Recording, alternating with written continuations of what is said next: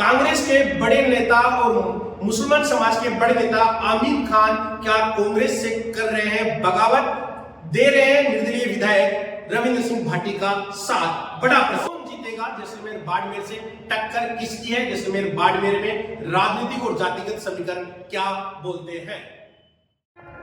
नमस्कार, स्वागत है आपका।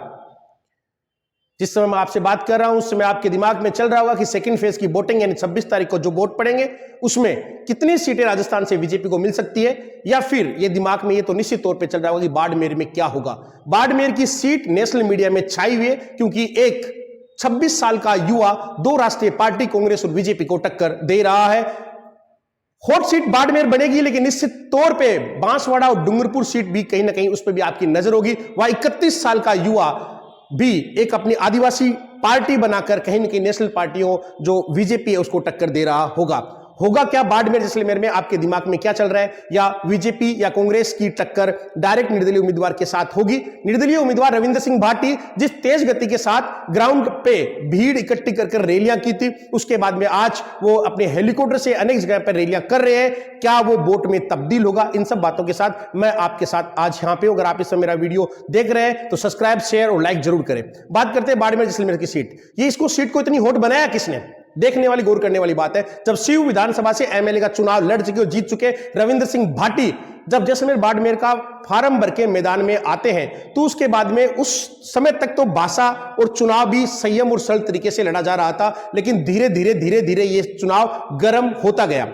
बीजेपी ने अपनी नाक का सवाल बना लिया कि कहीं केंद्रीय मंत्री की जमानत जब्त नहीं हो जाए, इसलिए यहां पर चुनाव प्रचार करने के लिए सबसे पहले नरेंद्र मोदी आए। और नरेंद्र मोदी ने बहुत बड़ी मीटिंग कैलाश चौधरी जो बीजेपी के उम्मीदवार है उनके पक्ष में की। उन्होंने जनता से कहा, मैं तीसरी बार यहां पे रिफाइनरी का उद्घाटन करने के लिए आना चाहता हूं। यानी कि वो कहना चाह रहे थे कि आप बीजेपी के उम्मीदवार को वोट दो और मैं उनके साथ यहां पे उद्घाटन करूं।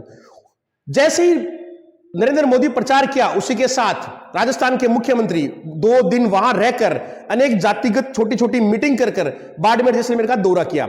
उप मुख्यमंत्री दोनों जो राजस्थान के अंदर है वो दौरा कर चुके हैं। उसके बाद में कैलाश चौधरी ने चुनाव प्रचार के लिए ग्रेट खली वहां पे चुनाव प्रचार किया। ग्रेट खली के बाद में कंगना रनौत आज इस समय वहां प्रचार कर रही है, सनी देओल वहां पे प्रचार कर रहे हैं और Sangh door to door Kailash Chaudhary के समर्थन में लगा हुआ है। राजपूत समाज रविंद्र भाटी को क्या समर्थन कर रहा है ये चीज बीजेपी समझ चुकी है और अनेक राजपूत लीडर और अनेक राजपूत संगठनों के पदाधिकारियों का डेरा जैसलमेर बाड़मेर में डलवा दिया कि वो घर घर जाकर या फिर अपनी जातिगत वोटों को साधे और बीजेपी को डलवाए।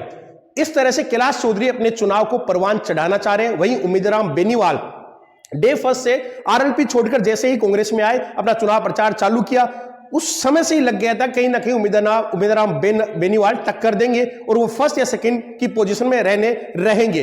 लेकिन उनका नीचे जो कांग्रेस के उम्मीदवार पहले से बने हुए थे जैसलमेर बाड़मेर सीट से, क्या वो आरएलपी छोड़कर कांग्रेस को ज्वाइन किया? उनका भरपूर दिल से और मन से साथ दे रहे हैं क्या? ये बात देखने योग्य होगी।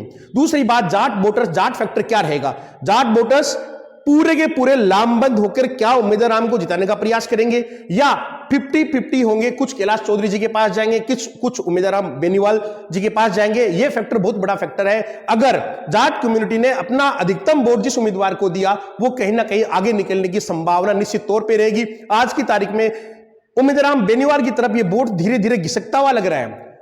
साथ में कैलाश चौधरी को भी जो जाट कम्युनिटी का पिछली बार वोट मिला था वो घिसककर कांग्रेस की तरफ जा ही रहा है और साथ में जो राजपूत वोट कैलाश चौधरी के पास बीजेपी को मिलने वाला था वो निश्चित तौर पे रविंद्र भाटी लेकर अनेक रैलियां कर रहा है और अपने वोटों को एकजुट करने का प्रयास कर रहा है। इस तरह से आज मैं आपके सामने खड़े होकर बात कर रहा हूं। देखने वाली बात है कि क्या कैलाश चौधरी जी ने जितनी मीटिंगें कराई, कंगना रनौत हो या सनी देओल हो या मोदी जी हो, कुछ भी, क्या इस मीटिंगों का प्रभाव वोटिंग में कन्वर्ट होगा?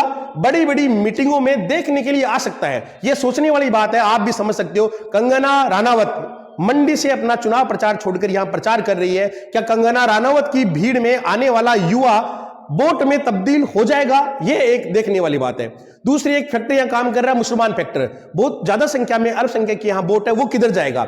आमतौर पर नरेंद्र मोदी की कल परसों की सभा और आज की सभा में उनके द्वारा दिए गए बयान कि कांग्रेस अल्पसंख्यकों को ऐसा आगे बढ़ाना चाह रही है, या फिर आपके जेवर तक लूटे जाएंगे, या कुछ जनसंख्या के बारे में जो भी बयान था, उन बयानों को देखकर आम आदमी ये सोच सकता है कि क्या मुस्लिम वोट कांग्रेस को छोड़कर किसी दूसरे को वोट देने की सोच भी सकते हैं क्या, क्योंकि उनके मन में निश्चित तौर पे वो बयान चल रहा होगा।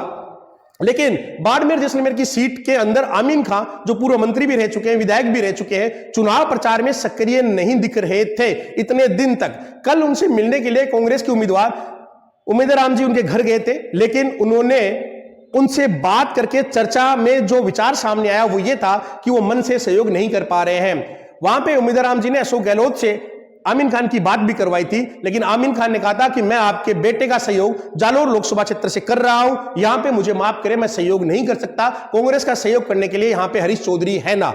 ये इस बात का संकेत है कि आमीन खान अपने वोटरों को इशारा कर चुके होंगे कि वोट हमें किधर देना है। आमीन खान ऐसा क्यों कर पा रहे हैं, देखने योग्य यह भी बात है। कारण क्या है कि शिव विधानसभा से आमीन खान ने चुनाव लड़ा था और यह कहा था मेरी जिंदगी का यह लास्ट और अंतिम चुनाव है। उस समय फतेह मोहम्मद खान जो कांग्रेस के जिला अध्यक्ष थे, उन्होंने निर्दलीय रूप से फार्म भरा था, पर्चा भरकर चुनाव लड़ा। आमीन खान को कहते हैं कि हराने में बहुत बड़ा योगदान फतेह मोहम्मद खान का था। और कांग्रेस पार्टी ने थोड़े से समय बाद में, माफ करिएगा, फतेह मोहम्मद खान को वापस कांग्रेस के अंदर ले लिया। यह भी आमीन खान के मन में कहीं चिढ़ बैठ गई कि आज आगे, आज उनका एक वीडियो जो एक समाज विशेष कुछ बातें बोल रहे हैं वो भी सोशल मीडिया पे वायरल हो रहा है। और उस वीडियो को देखकर, जो ऑडियो क्लिप है उसको देखकर यह समझा जा सकता है कि मुस्लिम कम्युनिटी को किधर वोट करने का इशारा किया जा रहा है। यहां मैं आपको एक बात और भी बता दूं कि आमीन खान एक पुराने नेता है, न केवल शिव, आसपास के अनेक विधानसभा में उनके हिसारों पर निश्चित तौर पे मोमडन कम्युनिटी के बहुत वोट कन्वर्ट होते हैं। और रविंद्र भाटी जो निर्दलीय तौर पे चुनाव लड़ रहे हैं, उनकी अनेक रैलियों में मुस्लिम समाज के लोग मंच पे आके बोल रहे हैं या भाषण दे रहे हैं, तो इस बात का संकेत है कि जो मंच पे आके रविंद्र भाटी का समर्थन कर रहा है वह चुनाव में कहीं ना कहीं बदलेगा नहीं। तो मुस्लिम वोट भी अगर रविंद्र भाटी की सभा और मीटिंगों में देखने को मिल रहे हैं, वो कन्वर्ट हो जाते हैं और बदल जाते हैं, तो रविंद्र भाटी के पास मूल ओबीसी और राजपूत समाज के वोट और मुस्लिम समाज के कुछ वोटों के साथ यह दड़ा भी बहुत मजबूत स्थिति में पैदा होगा। या एक बात और देखने लायक होती है कि राष्ट्रीय पार्टियों के पास बूथ लेवल पर आदमी एजेंट होते हैं।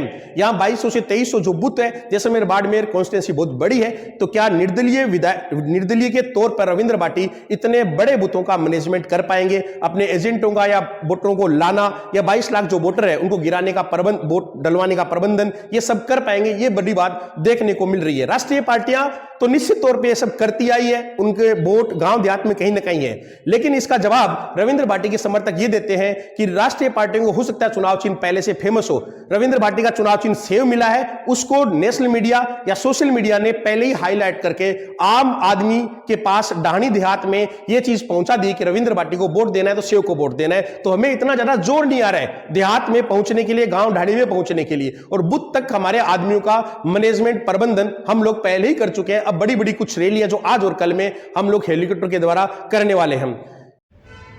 तमाम राजनीतिक विश्लेषण करने के बाद में हम इस नतीजे पे पहुंचे हैं कि आज की तारीख में 1 नंबर और 2 नंबर की लड़ाई, यानी जीत, विजेता और उपविजेता की लड़ाई रविंद्र सिंह भाटी और कांग्रेस के बेनीवाल के बीच में ही रहेगी।